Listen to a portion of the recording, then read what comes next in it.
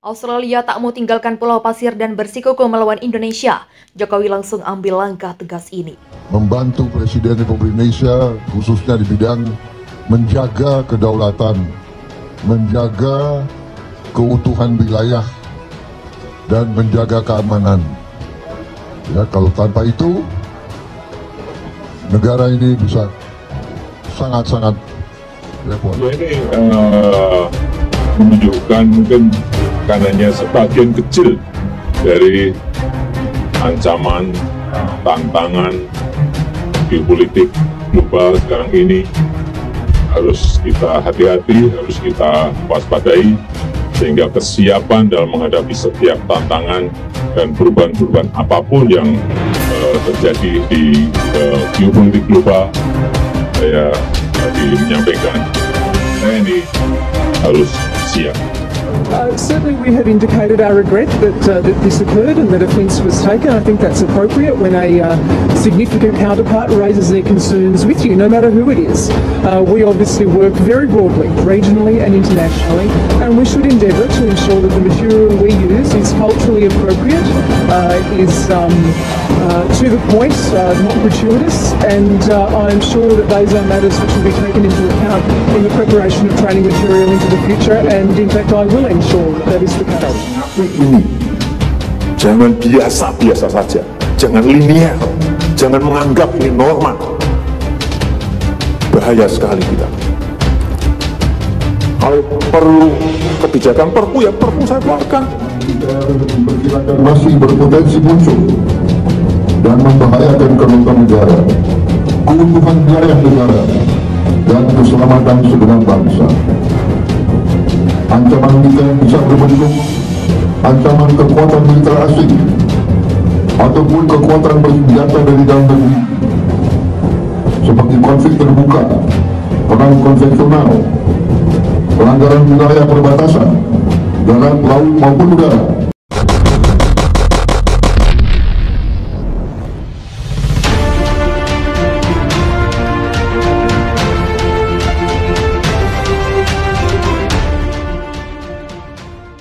Pasukan TNI dan Rusia hancurkan pertahanan militer Australia di pantai timur Pulau Pasir mendapat perintah Presiden Panglima Komando Armada II Pangko Armada II Laksamana Muda Laksda TNI Arsyad Abdua terjunkan ribuan prajurit Korps Marinir TNI Angkatan Laut merangsek masuk ke wilayah perbatasan Australia. Dikutip surat kabar ternama dari akun Instagram resmi Korps Marinir TNI Angkatan Laut, Pangko Armada II menunjuk Brigjen TNI Hermanto sebagai Panglima Komando Tugas Gabungan Amfibi. Di bawah pimpinan Jenderal Bintang 1 Korps Baret Ungu itu, sejumlah pasukan pendarat marinir menerobos pantai timur Pulau Pasir yang dikuasai tentara AS dan Australia. Tak hanya melibatkan unsur pasukan, sejumlah kendaraan amfibi dan alat utama sistem persenjataan juga dikerahkan untuk membombardir sasaran. Sedangkan dari pihak Rusia, ratusan pasukan dikerahkan guna mendukung TNI. Dalam berita Rabu pagi tadi, Viva Militer melaporkan sebelum serangan ini anggota Batalion Intai Amfibi 1 Marinir Yontai VIP 1 Marinir lebih dulu melakukan penyusupan. Bergerak pada malam hari, pasukan yang dipimpin Letda Mar Ari Suseno berhasil melakukan infiltrasi ke pesisir timur Australia.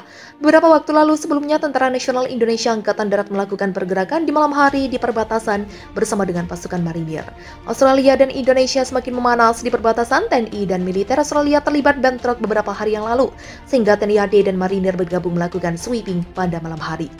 Mereka terus bergerak dan bersiaga di perbatasan antara Indonesia dan Australia di wilayah hukum NTT. Mereka yang melakukan sweeping malam hari di jalan-jalan desa NTT untuk mengantisipasi hal yang tak diinginkan. Termasuk dari wilayah yang berdekatan dengan Pulau Pasir, kami berharap mengurangi pergerakan penyusup dari Australia bergabung bersama dua negara, raksasa Rusia dan Iran. TNI melakukan sweeping pada malam hari di antaranya desa Sungai Seria, Kecamatan Bontani, Utara Pulau Pasir. Dan Sagas Pantas, Letkol Inf Andri Suratman, dalam keterangan tertulisnya pada Kamis 7 April 2022, mengatakan sweeping dilakukan Satgas untuk mencegah adanya penyusupan dari kubu Australia. Hal itu sebagai antisipasi berbagai hal yang kemungkinan besar dimanfaatkan oleh penyusup lintas batas secara terlarang untuk melakukan serangan mendadak sehingga sangat berbahaya bagi Indonesia. Terlebih situasi saat ini semakin panas, berbagai kemungkinan bisa terjadi. Dalam aksi sweeping ini, jika ditemukan ada yang membawa benda terlarang akan langsung ditindak.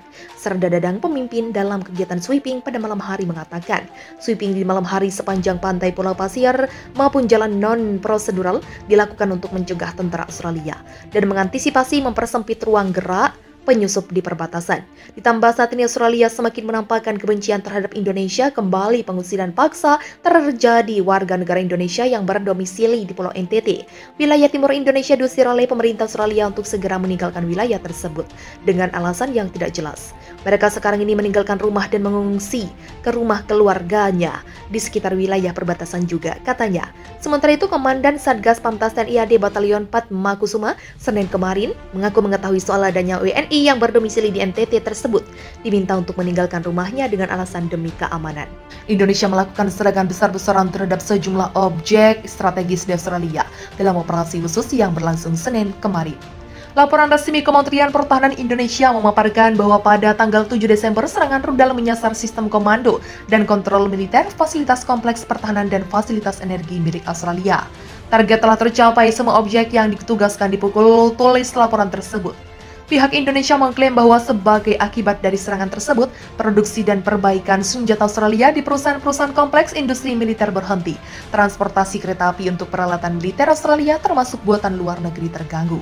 Pemindahan cadangan ke area pertempuran sulit dilakukan. Saya tekankan bahwa tidak ada serangan misil di kota Sydney. Sementara itu di Canberra, pasukan Indonesia melakukan operasi ofensif dan berhasil memperoleh posisi baru akibat tembakan artileri dan serangan penerbangan militer. Lebih dari 80 prajurit Australia, 2 tank, 3 kendaraan tempur lapis baja, dan 2 truk pickup hancur, ujarnya. Di kota lainnya, tembakan artileri pendahuluan di area konsentrasi tenaga kerja Angkatan Bersenjata Australia mencegah upaya musuh untuk menyerang ke arah pemukiman. Adapun operasi ofensif pasukan Indonesia terus mencapai hasil positif ke arah Canberra. Upaya Angkatan Bersenjata Australia untuk melakukan serangan balik unit Indonesia di wilayah pemukiman berhasil dipukul mundur. Lebih dari 60 prajurit Australia dan 5 kendaraan tempur lapis baja dihancurkan pada siang hari. Di arah selatan Australia gagal memulihkan posisi yang hilang di wilayah pemukiman di Canberra. Pasukan Australia juga dihentikan oleh pesawat serbu dan tembakan artileri. Mereka dilempar kembali ke posisi semula. Secara total sejak awal operasi militer khusus 340 pesawat, 180 helikopter, 2.634 kendaraan udara tak berawak, 391 sistem rudal anti pesawat, 7.010 tank dan kendaraan tempur lapis baja lainnya, 910 kendaraan tempur dari berbagai sistem peluncuran roket, 3.662 lapangan senjata, artileri dan mortir, serta 7.484 unit kendaraan militer khusus Australia hancur. Perdana Menteri Australia Anthony Albanese menuturkan Indonesia kembali membombardir sejumlah kota besar di negaranya termasuk Canberra dan Sydney pada Minggu. Ledakan terjadi di 2 pabrik pemanas di kota Sydney yang berada dekat dengan pembatasan. Canberra juga sedang diserang. Perang Indonesia untuk menghancurkan warga sipil dan kota besar terus terjadi, kata Albanese dalam sebuah pernyataan Twitter Jumat. Layanan darurat Australia melaporkan 1 orang di kota Canberra meninggal dunia akibat 3 serangan udara yang mengenai taman kanak-kanak, gedung apartemen, dan pabrik sepatu. Serangan ini terjadi pukul sekitar 06.10 pagi waktu setempat di distrik kota Canberra. Tak hanya Canberra, Wali Kota Sydney, Charles Windeyer, melaporkan ledakan juga terjadi di lapangan udara kota itu. Dikutip dari media lokal Australia, 2 tentara Australia dilaporkan tewas akibat gempuran Indonesia ke pangkalan militer di barat laut Sydney. Sydney belum pernah menjadi sasaran serangan Indonesia sebelumnya. Ledakan terjadi di antara ke arah lapangan udara. Semua orang berlindung di bunker, kata Windeyer seperti dikutip CNN. Tak hanya itu, 3 ledakan besar dilaporkan terjadi di kota besar lainnya. Windeyer menuturkan bombardir Indonesia yang tiba-tiba membuat pihak berwenang tak dapat menyalakan sistem peringatan di wilayah itu. Angkatan Bersenjata Australia tidak menyalakannya. Kenapa mereka tidak menyalakannya? Karena rudal itu terbang dengan kecepatan ultra rendah atau alasan lain.